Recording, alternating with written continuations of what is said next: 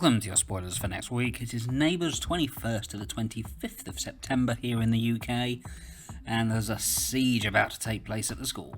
First though, Operation Cheer Up Dipi is underway, and the residents of Ramsay Street realise that she could do with a little bit of a pick-me-up, and because they know Dipi so well, nothing's going to cheer her up more than a sing-song.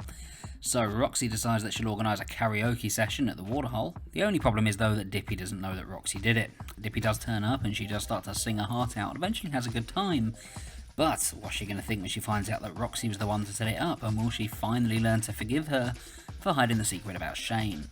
Ned finds that his fandingle-donkle-dangle problems are getting worse when he's asked to send a video to a customer who really wants to see a little bit of Ned's tackle. Ned decides that he needs the cash for his new investment in what was the Backpackers, so he decides, you know what, cock out, let's do this. The only problem is he's a little bit careless, and in the corner of the screen is a little thing that says Erinsborough. Ned's cover's blown. He begins to worry that the person's going to head over to Erinsborough to come and see him, so he immediately tries to come up with a plan with the help of Kyle. But how long is it going to be before this person realises that Ned really is from Erinsborough, and just who is it that is trying to see his fandangle? Toadie and Rose, do we have a couple name for these two yet, assuming they get together? Toes? They enjoy some practical jokes at the office. Both of them love a joke involving whoopee cushions and things jumping out of drawers and all the old classics, but Rose is still up to no good.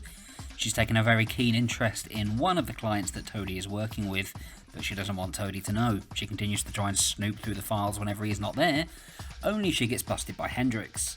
Hendrix, though, after being told what's going on, does agree to keep the secret, but he has a price for that, which we'll get to in just a moment. Dax proves to be a force to be reckoned with this week as Levi and Yashvi continue to work to take him down. Yashvi, going against orders, tries to find out who the dealer is, and soon she discovers that it's somebody called River. But when River's badly beaten and Yashvi goes to check on him, she soon finds out that she's been set up as the one to do it.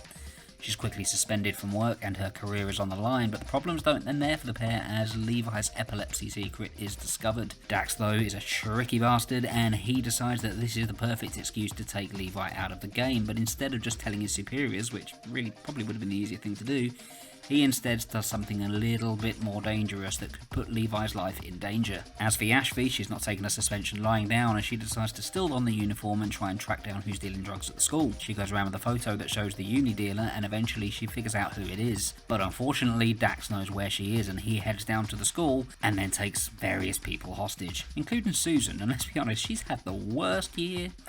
Will they all be okay? Will anybody die? Will Dax get his comeuppance? Find out in next week's spoilers, I guess. Harlow and Mackenzie continue to be Planeteers. You can be one too, because saving the planet is their thing to do. And they're vying for the position of Youth Council. They have told each other that they're going to keep it friendly and that their friendship means more than getting this position, but unfortunately they have Hendrix and Richie getting involved, and soon things turn dirty. Richie takes the opportunity to snap a picture of Harlow, not being the most ethical, and it gets around very, very quickly. Hendrix, meanwhile, after busting Rose, decides that he's going to use the advantage to try and get hold of Mackenzie's speech, which he does. Passing it off to Harlow and pretending he wrote it, Mackenzie is left furious when she starts to read it. Is the friendship over for these two girls? Will they save the planet? Do any of us still care at this point? Stay tuned. The power is yours! And Nicolette shocks Chloe this week when she announces that A, she wants to move out and quit the job looking after Faye, and B, she's in love with her.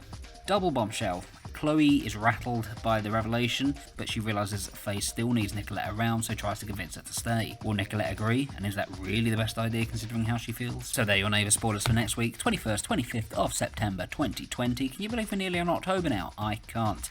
Stay tuned for our interview with the wonderful Maxine, who played Terry Inglis way back in the day, responsible for shooting Paul Robinson. And look out too for spoilers for EastEnders, Emmerdale and Coronation Street, all coming soon. Thank you for listening. See you on the next video.